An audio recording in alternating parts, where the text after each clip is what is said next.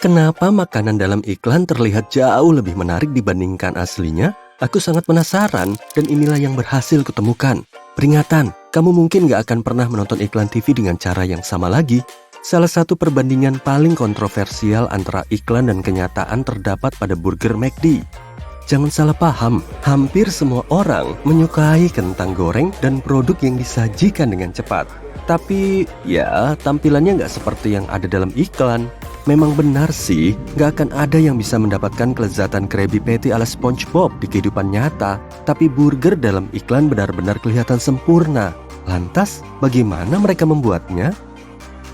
Nah, ada orang-orang yang pekerjaannya mendesain, menyiapkan, dan menata makanan untuk iklan. Mereka dikenal sebagai penata makanan. Kamu tahu biji wijen yang terlihat seperti ditaburkan secara sembarang? Biji wijen itu sebenarnya berada di tempat yang semestinya, karena penata makanan menempelkannya pada roti burger dengan lem. Roti itu sendiri juga sangat penting. Para penata makanan memilih roti terbaik dari puluhan roti burger yang ada. Gak cuma itu, pasti kamu sudah gak asing lagi dengan iklan yang menampilkan semua bahan burger saling jatuh bertumpuk dalam gerak lambat kan? Untuk menghasilkan efek jatuh bebas ini, para fotografer benar-benar membongkar burgernya, kemudian menyusun setiap bahan dengan rapi di atas tali. Semua bahan tersebut jatuh ketika mereka memotong talinya, roti, burger, acar, dan tomat. Kemudian, fotografer menyulapnya dengan menghapus tali dan bagian lain yang gak perlu dari sistem tali. Tujuan dibalik ini adalah untuk memastikan penonton bisa melihat semua produknya. Pada hasil akhirnya, penata makanan menggunakan suntikan yang diisi saus tomat dan mustard untuk melengkapi tampilannya. Kemudian mereka melelehkan pinggiran keju untuk membuatnya tampak seperti burger yang masih panas dan siap disantap. Bagaimana dengan minumannya? Penata makanan menggunakan plastik transparan berbentuk es batu, alih-alih es batu yang asli dalam iklan minuman. Sudah tentu, tujuan utamanya adalah menjaga agar minuman tetap terlihat sama di bawah cahaya studio yang panas. Es batu plastik gak meleleh dan juga terlihat bagus di kamera. Yang satu ini cara favoritku, karena aku bahkan gak kepikiran sama sekali. Para penata makanan memanaskan bola kapas yang direndam air di microwave. Kemudian, mereka menumpuknya di belakang piring atau cangkir. Uap bisa ditambahkan setelah pemotretan menggunakan perangkat pengeditan foto. Tapi kadang mereka perlu uap yang asli dengan latar belakang yang gelap. Siapa yang nggak mau secangkir kopi dengan bola kapas mengepul? Bagaimana kalau aku memberitahumu bahwa fotografer makanan menggunakan kentang tumbuk sebagai pengganti es krim? Sama seperti es batu, es krim nggak bisa bertahan selama berjam-jam untuk pemotretan. Mereka menambahkan pewarna pada kentang tumbuk untuk memvisualkan rasa. Mereka pun mendapatkan sendokan es krim yang sempurna. Ngomong-ngomong, tahukah kamu kalau para ilmuwan di Jepang menciptakan es krim yang nggak meleleh? Para ilmuwan ini menemukan sebuah senyawa dalam stroberi. Es krim meleleh lebih lambat dari yang seharusnya karena bahan khusus tersebut membuat air dan minyak sulit untuk terpisah. Beralih ke jenis krim yang lain. Ini mungkin mengejutkan, tapi para fotografer menggunakan krim cukur sebagai krim kocok. Krim kocok yang asli akan kempes seperti balon setelah beberapa waktu. Selain itu, tampilannya nggak sebagus krim cukur karena bentuknya akan berubah. Alih-alih berantakan dan berair, krim cukur justru terlihat mengkilap dan lembut. Coklat cair terlihat begitu lembut dalam iklan. Di sini, penata makanan sering menggunakan campuran bahan kimia. Coklat palsu itu berbentuk gel. Fakta menariknya, itu bahan yang juga digunakan untuk membuat slime. Mereka menambahkan pewarna makanan coklat dan bubuk kakao ke dalam gel. Sekarang beralih ke panekuk. Jangan khawatir, panekuk ini beneran. Tapi di sini, sirupnya diganti dengan oli mesin. Panekuk bagaikan spons yang akan menyerap sirup. Ini menjadi masalah bagi para fotografer makanan. Oli mesin memiliki warna yang serupa, tapi jauh lebih kental. Ditambah lagi, sirup maple atau agave harganya mahal. Ada bonus nih, para fotografer kadang menaruh selapis karton tipis di antara tumpukan panekuk untuk menopang susunannya. Tumpukan panekuk terlihat lebih tinggi dan mengembang. Nanti kita akan kupas soal karton secara detail saat membahas cake. Tunggu saja ya. buah terlihat mengilap dan menarik karena dalam proses pengeditan, fotografer meningkatkan saturasinya. Tapi masih ada rahasia lainnya. Mereka menggunakan hairspray untuk menambahkan sedikit kilau pada buah. Bicara soal buah-buahan, ada satu trik tambahan untuk stroberi. Mereka mengoleskan lipstik pada stroberi agar terlihat lebih merah. Warna lipstik merah yang dipilih haruslah tepat. Bayangkan sebuah iklan sereal. Ingatkah bagaimana susu mengalir ke dalam mangkuknya?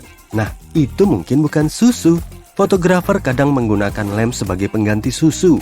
Ini nggak bikin sereal menjadi basah. Lem membuat kepingan sereal tetap berada di permukaan, sekaligus mempertahankan bentuk aslinya. Tadi sudah dijelaskan seperti apa cara mereka memotret burger. Tapi bagaimana dengan patty-nya? Ternyata, para penata makanan terkadang menggunakan semir sepatu untuk membuatnya tampak lebih gelap.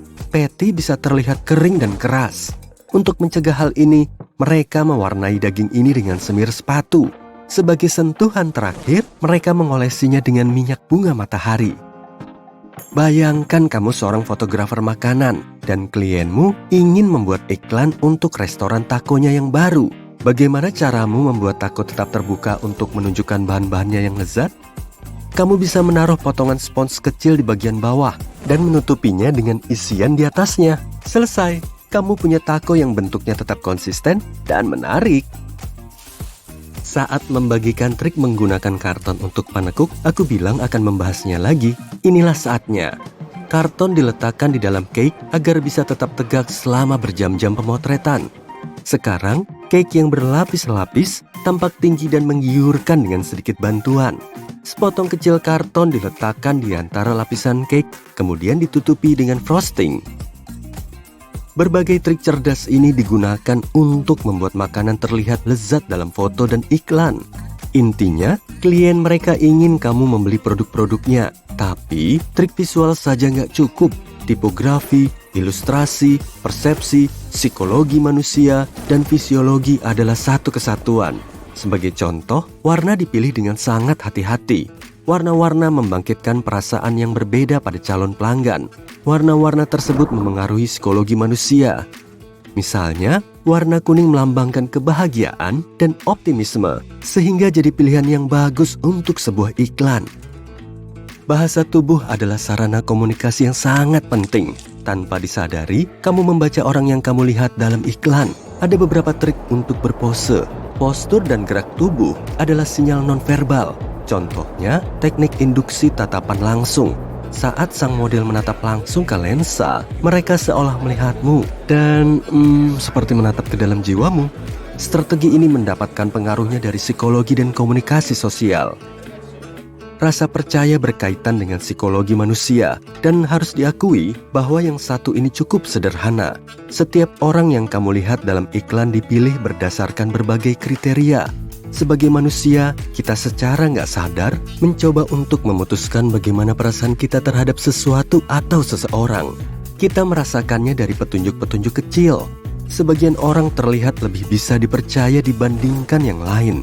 Jarak antara dua tulang pipi dan jarak dari bibir atas ke alis misalnya merupakan petunjuk. Orang-orang dengan posisi wajah yang lebih ke atas dianggap lebih bisa dipercaya. Teknik berikutnya adalah aturan sepertiga. Komposisi sangat penting untuk persepsi mata. Aturan sepertiga adalah aturan dasar yang telah digunakan sejak akhir tahun 1700-an. Aturan ini menyarankan untuk membagi gambar secara imajiner menjadi 3 bagian yang sama, baik secara horizontal maupun vertikal. Hal ini memberi semacam bingkai untuk orang yang melihatnya. Untuk komposisinya, kamu bisa menempatkan hal yang penting pada persimpangan garis-garis bingkai ini. Sebagian orang juga menerapkan aturan ini pada wajah manusia. Wajah yang paling menarik seharusnya memiliki panjang dahi sepertiga dari panjang keseluruhan wajah dan hampir sama panjangnya dengan bagian tengah dan bawah wajah. Tapi pandangan ini sudah kuno. Banyak orang percaya bahwa daya tarik nggak ada kaitannya dengan kesesuaian wajah terhadap proporsi ini. Apa kamu tahu trik lain yang belum disebutkan di sini?